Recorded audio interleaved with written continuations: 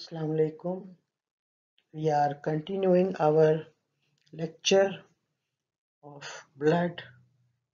After RBC synthesis, we talked about the fate of RBCs, and in the fate of RBCs, we saw that dietary iron and amino acids were two important things that were involved in the formation of RBCs.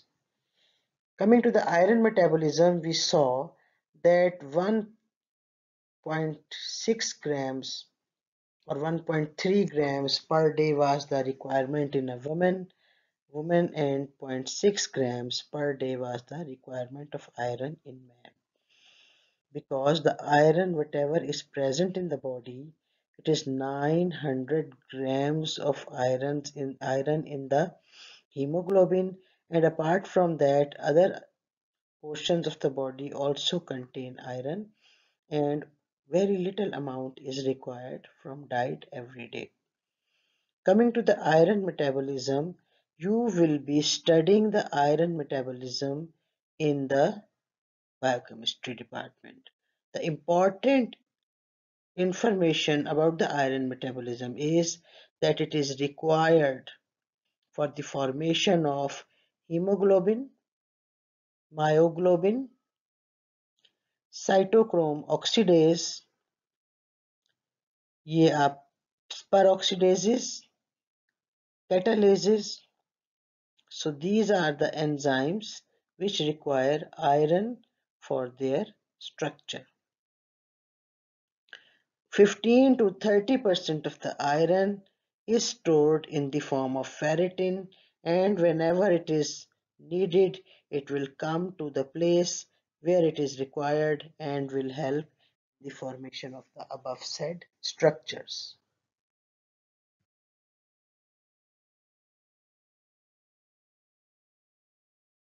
Again, a brief view of the types of hemoglobin that are present in the body. Hemoglobin A is the hemoglobin that is present in the adult. 95% of the hemoglobin in the adult is hemoglobin A. इसमें वही दो alpha दो beta change होती है. Hemoglobin A2 is 2 to 5% hemoglobin that could be present in the adult. Hemoglobin F is the hemoglobin that is present in the fetus.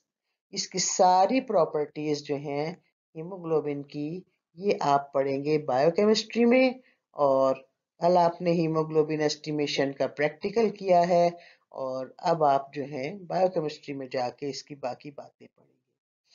Hemoglobin S is another form that can be present in the body, and these are the four types of hemoglobin that you will be knowing in physiology. इसके अलावा और दो तीन तरह की haemoglobins हैं जो कि आपको बायोकेमिस्ट्री में पढ़ाई जाएंगी, वो आपने वहीं पर ही उसको डिस्क्राइब करना है. Now what you are trying to study is part of the laboratory diagnosis. These are called the blood indices. इसमें होता यह है कि आप जब ब्लड लेते हैं सैंपल और उसे कंप्यूटर की लैब में डाल देते हैं, तो ब्लड के जो भी करेक्टरिस्टिक्स हैं सारे के सारे वो एक रिटन पेपर की फॉर्म में कंप्यूटर निकाल के आपको दे देते हैं, और उन सबको सामने रखते हुए आप जज कर लेते हैं कि इस बंदे को ब्लड में कोई एबनॉर्मेलिटी है या नहीं है. तो चूंकि हम आरबीसीज की बात कर रहे हैं तो हम डब्ल्यूबीसीज पर तो नहीं जाएंगे, लेकिन एनीमिया, जिसका मतलब है कि आरबीसीज की डेफिशिएंसी हो जाए, एनीमिया की डायग्नोसिस के लिए कौन कौन से पैरामीटर्स ब्लड के जो हैं वो इस्तेमाल होते हैं, उनकी हम बात करेंगे. पहली चीज है आरबीसी काउंट. ये प्रैक्टिकल आप करेंगे जब आप कॉलेज आएंगे, hopefully in the first week of April. तो उसमें आप देखेंगे कि आरबीसी काउंट में 4.5 to 6.2 millions per cubic millimetre of blood. एक क्यूबिक मिलीमीटर ब्लड आपने लिया है, उसको आप जब अंडर द माइक्रोस्कोप रख के काउंट करेंगे डाइल्यूट करके, तो आप उसकी कैलकुलेशंस में देखेंगे कि आदमियों में 4.5 to 6.2 मिलियंस और ख़वातीन में 4 to 5.5 millions per cubic millimetre RBC count होती है। तो हम एवरेज 5 मिलियन पर क्यूबिक मिलीमीटर अगर ले लें तो इसको हम कहते हैं 100% आरबीसी काउंट। आगे हमने एक कलर इंडेक्स निकालना है, उसके लिए उसमें लिखा होगा परसेंटेज ऑफ आरबीसी काउंट। तो अगर 5 मिलियन है फीमेल में तो हम कहेंगे 100% आरबीसी काउंट है। अगर 5.5 मिलियन है मेल में तो हम कहेंगे 100% आरबीसी काउंट है, नॉर्मल। ठीक है। आरबीसी काउंट के बाद जो दूसरी चीज हम देखते हैं वो है पैक्ड सेल वॉल्यूम। सबसे पहले हमने जब आपको ब्लड का इंट्रोडक्शन करवाया था तो हमने आपको बताया था कि इस फ्लूइड के अंदर आप एक ट्यूब में डाल के इसको सेंट्रीफ्यूज करें तो 55% जो है वो प्लाज्मा ऊपर आ जाता है और 45% जो है सेल्स वो नीचे चले जाते हैं ग्रेविटी और की वजह से, क्योंकि वो भारी होते हैं प्लाज्मा से। तो वो पैक्ड सेल्स होते हैं। ठीक है।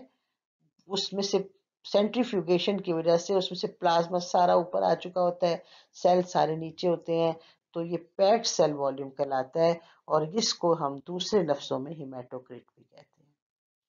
तो एरिथ्रोसाइटोसिस, अगर आरबीसी सिंथेसिस ज्यादा हो जाए किसी एबनॉर्मेलिटी की वजह से, पॉलीसाइथीमिया वीरा ये भी एक हाई आरबीसी काउंट की डिजीज है।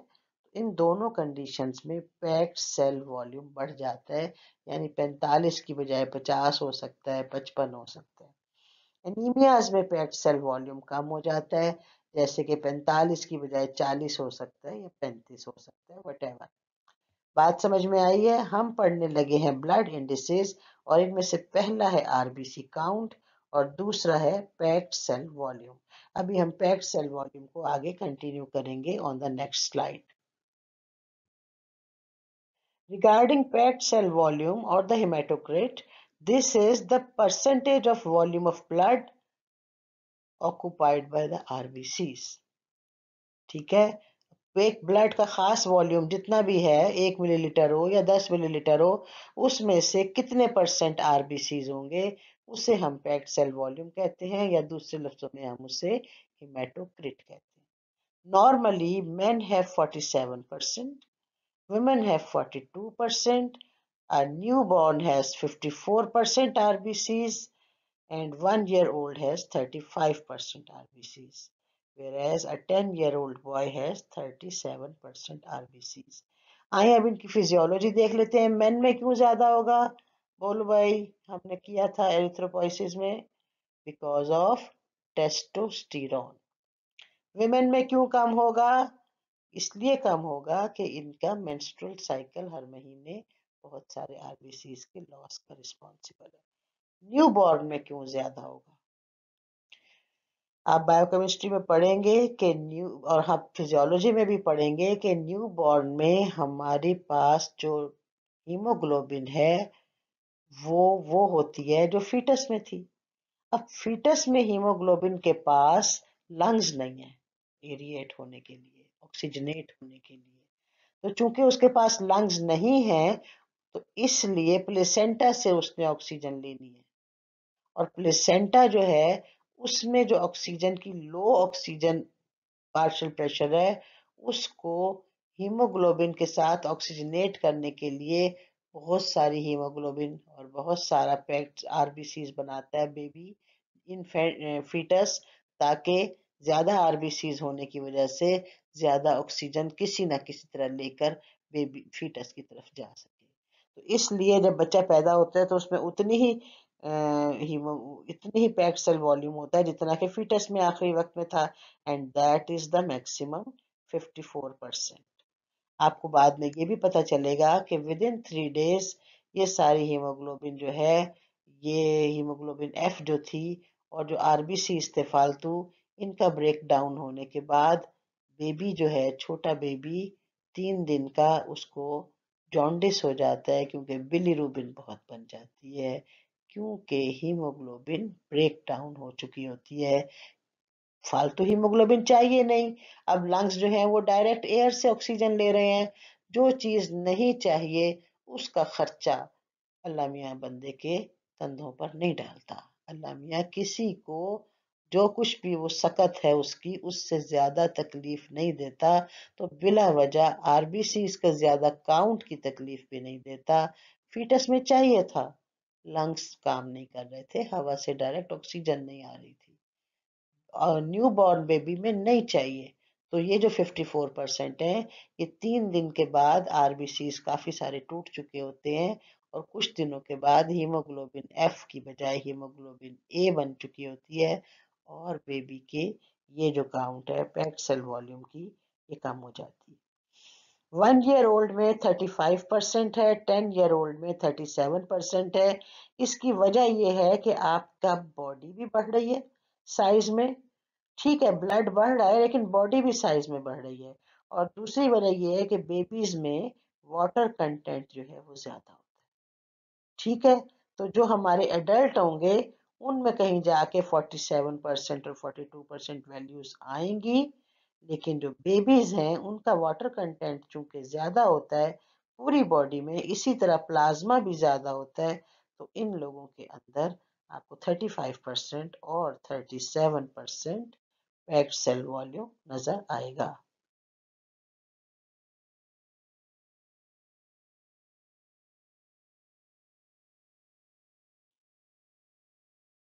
अब आप ये देख रहे हैं मीन कॉर्पस्कुलर वॉल्यूम, एक और हमारा इंडेक्स है। हम आरबीसी का काउंट तो हमने कर लिया, और अगर आरबीसी का वॉल्यूम ज्यादा है या कम है तो फिर काउंट तो, अगर आपने एक डब्बे में जिसमें कि एक मिठाई के डब्बे में छोटे साइज के 100 लड्डू आ जाते हैं, तो अगर आपका जो लड्डू का साइज है वो बड़ा हो जाएगा, तो फिर तो छोटे साइज के जो, फिर तो उस 1 किलो के डब्बे में 100 की जगह हो सकता है कि 65 लड्डू आए। ठीक है ना? तो हमने जो अपनी तमाम तर डायग्नोसिस करनी है उसमें आरबीसी काउंट चाहिए, उसमें पैक्ड सेल वॉल्यूम चाहिए, और तो और एक आरबीसी का मीन वॉल्यूम चाहिए। तो उस आरबीसी को हम कॉर्पसल कहते हैं। तो मीन कॉर्पस्कुलर वॉल्यूम का मतलब है कि एवरेज एक आरबीसी का वॉल्यूम। इसे कैसे पता कराते हैं? हिमेटोक्रिट एस परसेंट, ये 45 है हमारा, ठीक है ना? और RBC in millions per cubic millimetre. ऊपर 45 है, नीचे 5 है, मल्टीप्लाइड बाय 10। ठीक है, तो वो जाहिर है कि हमारी जो वैल्यू है वो 100 से कम आएगी। ऊपर 45 है, नीचे 5 मिलियन है, मल्टीप्लाइड बाय 10। हमारी नॉर्मल रेंज है 82 to 98 micron metre cube. Mean corpuscular volume जो है वो 82 टू 98 माइक्रोन मीटर साइज का होता है।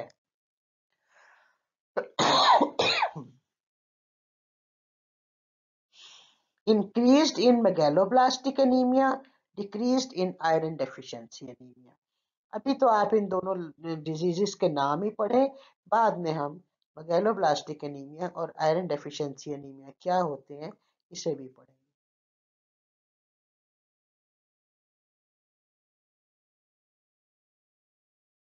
आप देखेंगे कि जो हम अपना कंप्लीट ब्लड एग्जामिनेशन के लिए जो ब्लड सैंपल देते हैं, तो उसमें एक रिपोर्ट जो हमारी आती है वो होती है ब्लड हीमोग्लोबिन लेवल। इसका मतलब है कि जो हमारा 1 डेसीलीटर ब्लड है या 100 मिलीलीटर ब्लड है उसमें कितनी हीमोग्लोबिन होती है। मेन में 12 to 18 ग्राम्स पर डेसीलीटर लिखी हुई है। हम इसको 14 से 16 के दरमियान रेंज में ठीक लेते हैं। वुमेन में 12 से 16 लिखी हुई है, इसे हम 14 ग्राम्स पर डेसीलीटर लेते हैं। अब ये तो है 100 मिलीलीटर ब्लड के अंदर मौजूद हीमोग्लोबिन। अब आपको एक आरबीसी के अंदर कितनी हीमोग्लोबिन है ये भी बता देते हैं वो आपके कंप्यूटर वाले, और वो है the average amount of haemoglobin in each red blood cell. आपको पता है ना, मीन का मतलब होता है एवरेज। इसका फॉर्मूला है haemoglobin in grams per decilitre divided by RBCs in millions per cubic millimeter into 10. Last page पर आपने मीन कॉर्पस्कुलर वॉल्यूम किया था, उसके लिए आपके पास ऊपर पैक्ड सेल वॉल्यूम था, नीचे आरबीसी काउंट थी। अब आप मीन कॉर्पस्कुलर हीमोग्लोबिन टेस्ट करना चाहते हैं, ऊपर हीमोग्लोबिन की वैल्यू लिखेंगे इन ग्राम्स पर डेसीलीटर और नीचे आरबीसी काउंट लिखेंगे और मल्टीप्लाई करेंगे 10 से। Normal range is 27 to 32 picograms. It is increased in megaloblastic anemia, mean corpuscular hemoglobin, increased in megaloblastic anemia, decreased in iron deficiency anemia. इस वक्त आपने इतना ही याद करना है, जब हम ये डिजीजेस पढ़ेंगे तो फिर हम इसकी वजह मालूम करेंगे कि क्यों कम है क्यों ज्यादा है।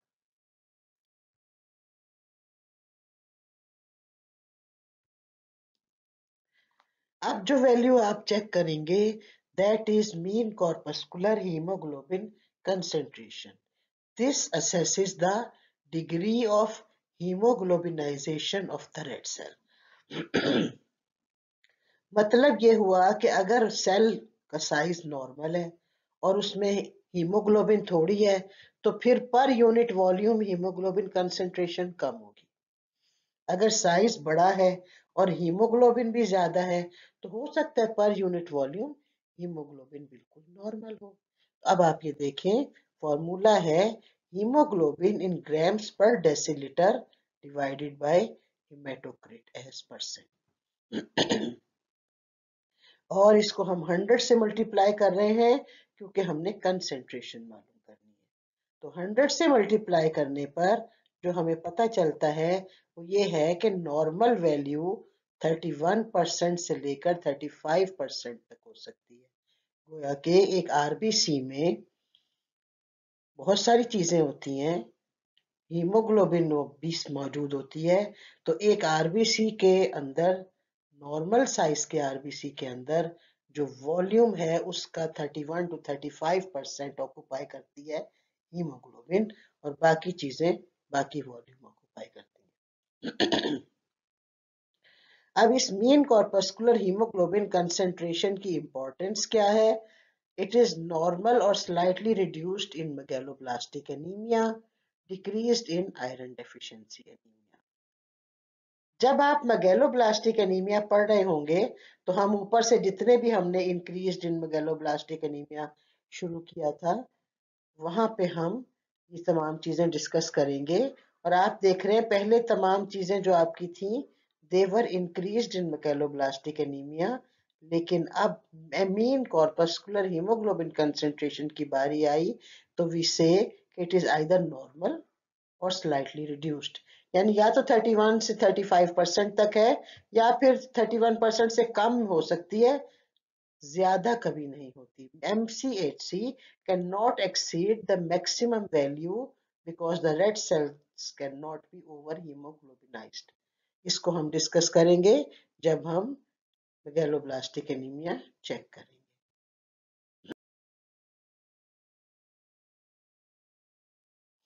Now we go on to the colour index. अगर आपका आरबीसी भी छोटा है और उसमें 31 to 35% हीमोग्लोबिन कंसेंट्रेशन मौजूद है तो फिर उसका कलर बिल्कुल नॉर्मल होगा। अगर आपका आरबीसी भी बड़ा है और हीमोग्लोबिन भी जो है वो 31 to 35% तक है तो फिर उसका कलर जो है वो हल्का होगा। ठीक है ना? तो कलर इंडेक्स का मतलब ये है it is the ratio between haemoglobin percentage and RBC percentage. अगर आपकी हीमोग्लोबिन 14 ग्राम्स पर डेसीलीटर है एक फीमेल में और उसके आरबीसीज 5 मिलियन पर क्यूबिक मिलीमीटर है तो उसका कलर जो है वो कलर इंडेक्स जो है वो 100% हीमोग्लोबिन डिवाइडेड बाय 100% आरबीसीज तो वो 1 आएगा। ठीक है, 1 आ सकता है अगर 100% हीमोग्लोबिन मौजूद है और 100% आरबीसीज है। नॉर्मल रेंज जो आपके पास है वो 0.85 to 1.15 है। मेगैलोब्लास्टिक एनीमिया में कलर इंडेक्स जरा सा बढ़ सकता है डिक्रीज्ड इन iron deficiency anaemia. Colour index की बेसिस पर हम कहते हैं नॉर्मोसिटिक नॉर्मोक्रोमिक एनीमिया में सेल का साइज भी नॉर्मल है और उसकी कलरिंग भी नॉर्मल है। ऐसा एनीमिया कब होगा?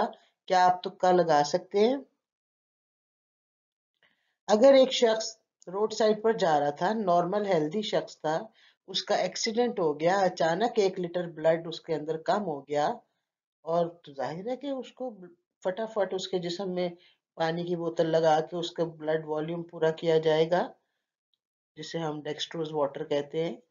तो ऐसे में क्या होगा, उसके सेल के अंदर जैसे भी सेल थे नॉर्मल थे, जैसा भी कलर था नॉर्मल था, तो उसके अंदर एनीमिया तो हो जाएगा, आरबीसी काउंट तो कम होगी, लेकिन उस लम्हे पर उस दिन उसका जो एनीमिया होगा वो नॉर्मोसिटिक होगा, नॉर्मल साइज का, और नॉर्मोक्रोमिक होगा, यानी नॉर्मल कलर का होगा। अगर एक शख्स के अंदर आयरन कम की कमी है, तो उसका जो हीमोग्लोबिन है वो कम बनेगा और उसका सेल भी छोटा होगा, क्योंकि हीमोग्लोबिन ने ही उसके अंदर भर के उसका कुछ सेल बढ़ाना था साइज। तो माइक्रोसिटिक होगा और हाइपोक्रोमिक होगा। कलर इंडेक्स बता रहा है कि इसमें हीमोग्लोबिन कम है, माइक्रोसिटिक बता रहा है कि ये साइज में भी छोटा है, ये आयरन डेफिशिएंसी एनीमिया है। मैक्रोसिटिक हाइपोक्रोमिक का मतलब है कि कोई ऐसी डेफिशिएंसी है, वो हमने बाद में डिस्कस करनी है, जिससे सेल साइज जो है अभी बड़ा ही है। आपको पता है ना कि जब एरिथ्रोपोइसिस होती है तो जो शुरू के सेल्स होते हैं वो बड़े होते हैं इनिशियल स्टेजेस के, और आखिर में सेल साइज कम होता जाता है। तो मैक्रोसिटिक एनीमिया वो है जिसमें सेल साइज पूरा छोटा नहीं हो सका नॉर्मल लेवल पर, लेकिन हीमोग्लोबिन उसकी जो है वो पूरी नहीं होगी, तो वो हाइपोक्रोमिक होगा, यानी हीमोग्लोबिन कम है, सेल साइज बड़ा है।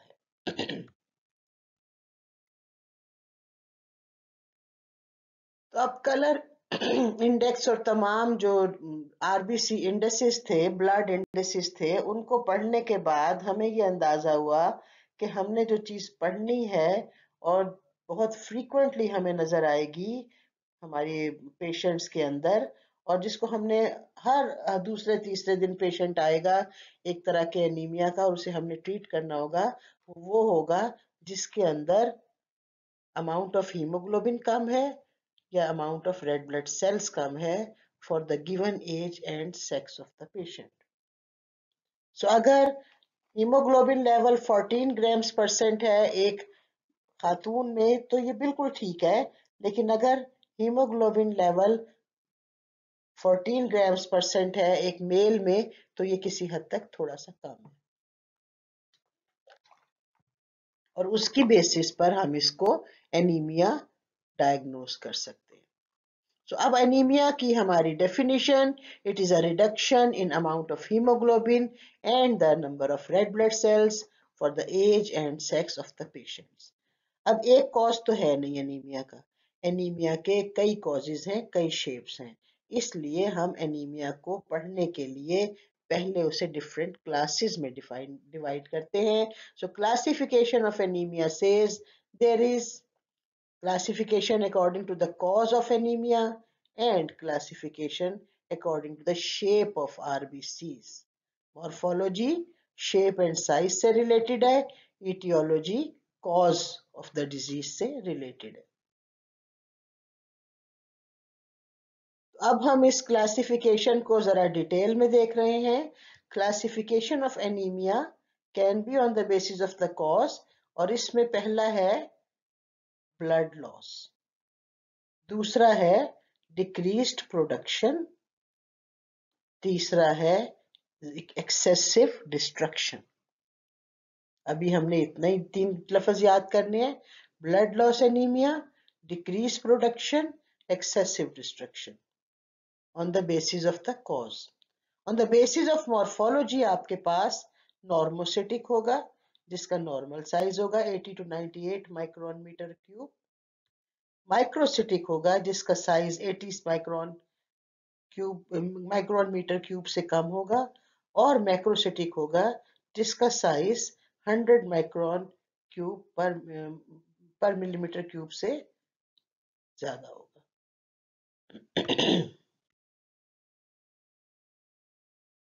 अब हमारे पास आ गई ये डिस्कशन कि अगर आरबीसीज कम प्रोड्यूस हो तो एक कॉज है कि प्रोडक्शन ऑफ द आरबीसीज कम हो जाए, तो उसमें क्या होगा? उसमें दो तरह की बातें हो सकती हैं। एक तो खुराक में वो चीजें मौजूद नहीं हैं जिनसे आरबीसी ने बनना था। दूसरे, बोन मैरो एक्टिव नहीं है जिसकी वजह से आरबीसी नहीं बन रही। सो न्यूट्रिशनल डेफिशिएंसी में पहला है कि आपके पास आयरन नहीं है। दूसरा है कि आपके पास विटामिन B12 नहीं है। और तीसरा है कि आपके पास फॉलिक एसिड नहीं है। जबकि decreased activity of the bone marrow में हम कहते हैं ए प्लास्टिक एनीमिया। ए का मतलब है नहीं है, प्लास्टिक का मतलब है बनाने वाला, और फिर है एनीमिया। तो जिसमें बोन मैरो नहीं है, जिसने आरबीसीज बनाने थे, तो फिर ए प्लास्टिक एनीमिया कहलाएगा। ये अकॉर्डिंग टू द कॉज। और ये तमाम चीजें जो है न्यूट्रिशनल डेफिशिएंसी और डिक्रीज्ड एक्टिविटी दोनों काउंट होती हैं डिक्रीज्ड प्रोडक्शन ऑफ आरबीसीज में।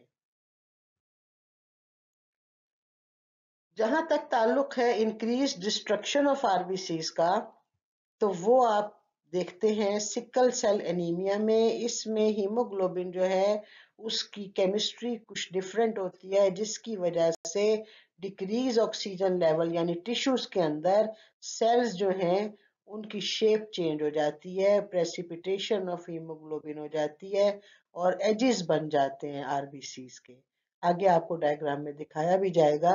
तो ऐसे जो सेल हैं फिर वो टूट फूट का शिकार जल्दी हो जाते हैं। उसकी वजह से आपकी बॉडी बना रही है, लेकिन बॉडी में जगह जगह पे वो टूट भी रहे हैं, तो बॉडी में डेफिशिएंसी हो जाएगी आरबीसी। दूसरा है हेरिडिटरी स्फीरोसाइटोसिस। इसके अंदर जो आपकी प्रोटीन्स हैं जिन्होंने बायकनकेव डिस्क बनाना था आरबीसी को, एंकायरिन एंड स्पेक्ट्रिन, वो डेफिशिएंट हैं। हेरिडिटरी कंजेनिटली डेफिशिएंट हैं। सारे सेल जो हैं वो स्फीरोसाइट्स हैं, स्प्लीन में जाते हैं, फंस जाते हैं, डिस्ट्रॉय हो जाते हैं। तो उसकी वजह से बोन मैरो तो नॉर्मल अमाउंट में बना रही है, लेकिन डिस्ट्रक्शन ज्यादा होने की वजह से एनीमिया हो गया। तीसरा है ऑटो इम्यून। आरबीसी के अगेंस्ट कोई एंटीबॉडीज ऐसी आ गई हैं बॉडी में जो कि उनको डिस्ट्रॉय कर रही हैं, जिसकी वजह से अनीमिया हो गया। इन्फेक्शंस, मलेरिया इन्फेक्शन को आप जानते हैं, और भी बहुत सारी इन्फेक्शंस ऐसी हैं जिनमें आरबीसीज जो हैं वो डिस्ट्रॉय हो जाते हैं और उसकी वजह से एनीमिया हो जाता है। एरिथ्रोब्लास्टोसिस फिटालिस ये इम्यून डिसऑर्डर है जो कि मदर और फीटस के दरमियान इनकम्पैटिबिलिटी ऑफ ब्लड ग्रुप की वजह से पैदा होता है। आरबीसीज बनते हैं लेकिन एंटीबॉडीज उन्हें तोड़ देती हैं। आरबीसीज और तेजी से बनते हैं और तेजी से बनते हैं, हत्ता के ब्लड में ब्लास्ट फॉर्म्स जो कि सिर्फ बोन मैरो में होती थी वो भी नजर आने लगती हैं। तो फीटस जो है कहते हैं उसको, इसको एरिथ्रोब्लास्टोसिस फीटैलिस हो गया है, क्योंकि बहुत ज्यादा आरबीसीज बन रहे हैं, फिर भी उनकी डिस्ट्रक्शन इतनी ज्यादा है और इम्यून रिएक्शन की वजह से कि बॉडी में एनीमिया हो गया है। इंक्रीज डिस्ट्रक्शन ऑफ आरबीसी के कॉजेज में ये चीजें आ रही हैं। एक्सेसिव लॉस ऑफ आरबीसीज में अगर अचानक रोड साइड एक्सीडेंट हो गया है या सर्जरी हुई है और बहुत ज्यादा ब्लड बह गया है, तो एक्यूट ब्लड लॉस की वजह से एनीमिया होता है। और क्रॉनिक ब्लड लॉस हमें पता नहीं होता, हमारे गैस्ट्रो इंटेस्टाइनल ट्रैक्ट के अंदर ब्लीडिंग हो रही होती है, कभी गैस्ट्रिक अल्सर से, तो कभी कोलन या जो हमारी स्मॉल इंटेस्टाइन है उसकी अल्सरेशन से, और उसकी वजह से हमारी ब्लीडिंग होती रहती है। इवन जो हमारी कोलन के अंदर हमारे पास कुछ ऐसे कीड़े हैं जो चिपक जाते हैं उसके साथ, इंटेस्टाइनल लाइनिंग के साथ, और वो भी उनको खून चूस चूस के हमारा खून पी जाते हैं, तो वो भी लॉस ऑफ आरबीसीज में आता है। और एक्सेसिव मेंस्ट्रुएशन फीमेल्स में एक ऐसी चीज है जो कि कॉज कर सकती है excessive loss of RBCs and anaemia.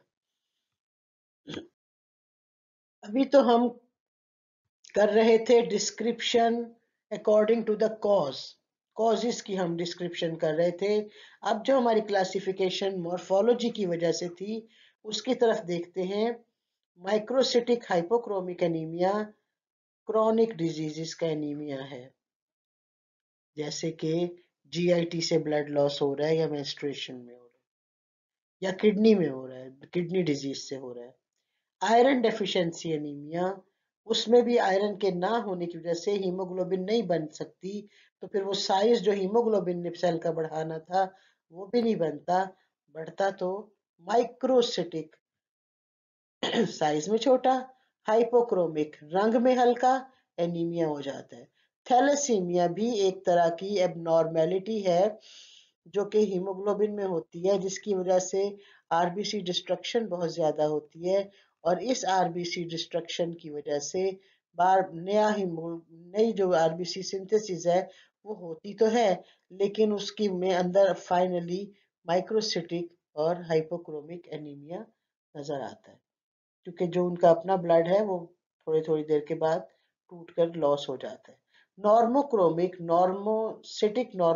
Anaemia acute blood loss में होता है, इसको हम डिस्कस कर चुके हैं। सिकल सेल एनीमिया की ये शेप है, आरबीसी इसकी शेप चेंज हो जाती है जब ऑक्सीजन लेवल कम होता है उस वक्त, तो ये टिश्यूज के अंदर फिर फंस जाते हैं और टूट जाते हैं, लेकिन बॉडी में आयरन भी नॉर्मल है और बॉडी की बोन मैरो भी नॉर्मल है, तो इनके अंदर आपके पास साइज ऑफ द सेल और haemoglobin in the cell normal होती है। हेरिडिटरी स्फीरोसाइटोसिस में size of the cell normal होता है, हीमोग्लोबिन सिंथेसिस नॉर्मल होती है, लेकिन उनकी शक्ल जो है वो बायकनकेव डिस्क की बजाय उसके अंदर स्फेरिकल फॉर्म की होती है। Haemolytic anaemia due to any other disease, जिसमें आरबीसी की मेम्ब्रेन की कमजोरी, या फिर मलेरिया, या फिर एंटीजन एंटीबॉडी रिएक्शन, किसी भी किस्म की वजह से अगर हीमोलिसिस हो रही है तो हीमोलिटिक एनीमिया नॉर्मोसिटिक नॉर्मोक्रोमिक होगा, क्योंकि बॉडी के पास आयरन स्टोर्स भी पूरे हैं और बॉडी की बोन मैरो भी ठीक है। मलेरिया में भी ऐसा ही होता है, और एप्लास्टिक एनीमिया जिसमें बोन मैरो खुद काम थोड़ा कर रही होती है, काउंट तो कम होती है लेकिन साइज और कलर नॉर्मल होता है।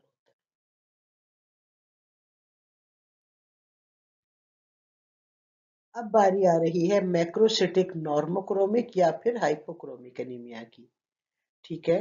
विटामिन बी 12 डेफिशिएंसी, हमारी बॉडी में विटामिन बी 12 साइनोकोबालामीन, विटामिन बी 12 या साइनोकोबालामीन की डेफिशिएंसी आमतौर से नहीं होती।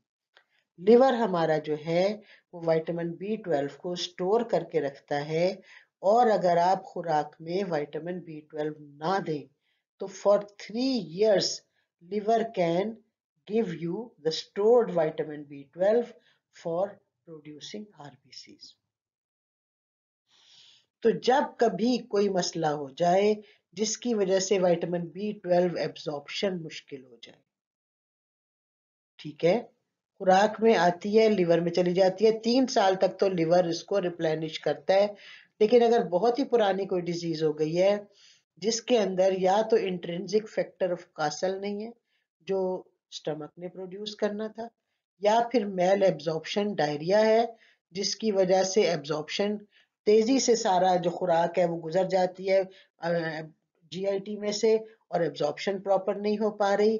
तो जब विटामिन बी 12 नहीं एब्जॉर्ब हो रहा और क्रॉनिक डेफिशिएंसी हो गई है, क्रॉनिक का मतलब है कि लॉन्ग लास्टिंग डेफिशिएंसी हो गई है, तो फिर जो सेल बनेंगे they will be of larger size, तो पैक्ड सेल वॉल्यूम ज्यादा होगा, मीन कॉर्पस्कुलर वॉल्यूम ज्यादा होगा, और उसमें हीमोग्लोबिन नॉर्मल की बनेगी, या तो फिर वो नॉर्मोक्रोमिक साइज का हो, शक्ल का होगा, या फिर इतने बड़े बड़े सेल बन जाएंगे कि हीमोग्लोबिन रिलेटिवली उसमें कुछ कम ही होगी और वो हाइपोक्रोमिक।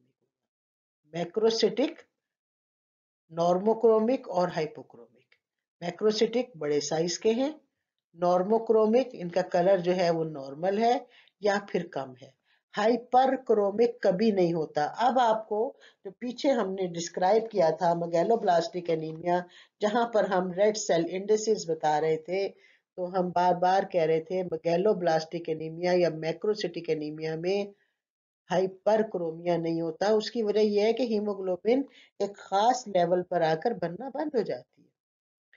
मैक्रोसिटिक, नॉर्मोक्रोमिक और हाइपोक्रोमिक एनीमिया को हमने जब विटामिन बी 12 डेफिशिएंसी के साथ रिलेट किया है, तो उस एनीमिया को हम कहते हैं मेगालोब्लास्टिक एनीमिया। मेगालोब्लास्टिक एनीमिया में आप देख रहे हैं कि जो पिक्चर है, ब्लड पिक्चर, उसमें एक न्यूक्लिएटेड सेल मौजूद है। इसका मतलब ये हुआ कि हमारे विटामिन बी 12 डेफिशिएंसी में ब्लास्ट सेल्स जो हैं, बड़े साइज के ब्लास्ट सेल्स जो हैं, वो आ जाते हैं ब्लड में, क्योंकि एनीमिया है, आरबीसी की मिकदार कम है। रेटिकुलोसाइट, तो रेटिकुलोसाइट ब्लास्ट सेल भी मौजूद होंगे इस ब्लड पिक्चर में। दूसरी बात जो इसके अंदर है, अगर वो इंट्रिंसिक फैक्टर की डेफिशिएंसी से विटामिन बी 12 नहीं एब्जॉर्ब हुआ, तो उसे हम परनिशियस एनीमिया कहते हैं। इसका इम्पॉर्टेंट एक और फीचर है, और वो ये है कि विटामिन बी 12 आपको चाहिए ना सिर्फ मैचुरेशन ऑफ आरबीसीज के लिए, बल्कि आपको ये चाहिए जो आपकी नर्व्स हैं, उनकी जो माइलिन शीथ होती है, जो नर्व्स को प्रोटेक्ट करती है, उसकी फॉर्मेशन के लिए। तो विटामिन बी 12 डेफिशिएंसी में ना सिर्फ ये कि एनीमिया होता है, जो कि मेगालोब्लास्टिक नेचर का होता है, बल्कि बॉडी में, आर्म्स में, फीट में टिंगलिंग नमनेस की सेंसेशन भी आती है, जो कि एक एबनॉर्मल सेंसेशन है। सुन हो जाना, सुइयां चुभना, ये भी इसका एक फीचर है। फॉलिक एसिड डेफिशिएंसी में भी, अगर अब मेल एब्जॉर्प्शन हुआ है, तो फॉलिक एसिड डेफिशिएंसी में भी मेगालोब्लास्टिक एनीमिया होगा, लेकिन उसमें आपके पास जो पेरिफेरल न्यूरोपैथी है, यानी tingling numbness of the nerves, वो नहीं होगी। हाइपोक्रोमिक अगर सेल होंगे तो ऐसे होंगे, नॉर्मोक्रोमिक अगर सेल होंगे तो ऐसे होंगे। ये आपको दोनों डायग्राम्स में दिखा दिया।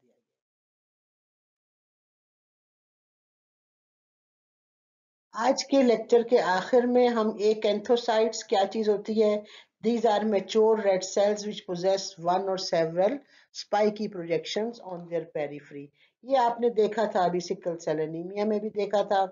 दूसरा स्फीरोसाइट क्या होता है, this is a small dark staining cell, spherical in shape, small होता है लेकिन उसका वॉल्यूम नॉर्मल होता है। जाहिर है बाइकनकेव डिस्क नहीं है, तो फिर स्फेरिकल है, तो वॉल्यूम तो नॉर्मल हो जाएगा, लेकिन चूंकि इसके बीच में बाइकनकेव डिस्क नहीं है, जो कि 1 माइक्रोन मीटर थिक होता था सेंटर में से, और साइड्स पर से वो 2 माइक्रोन मीटर थिक होता था, तो उसको आप जब देखते थे तो पेरीफेरी पर से डार्क स्टेनिंग थी और सेंटर में से लाइट स्टेनिंग थी। तो वो इसमें नजर नहीं आता, डीप स्टेनिंग होती है क्योंकि वॉल्यूम नॉर्मल है, साइज इसका स्मॉल होता है। ये है स्फीरोसाइट और ये है सिकल सेल एनीमिया। और इसके बाद चूंकि हमने आयरन डेफिशिएंसी एनीमिया पढ़ना है और वो एक बड़ा टॉपिक है, तो आज का लेक्चर आपका यही खत्म हो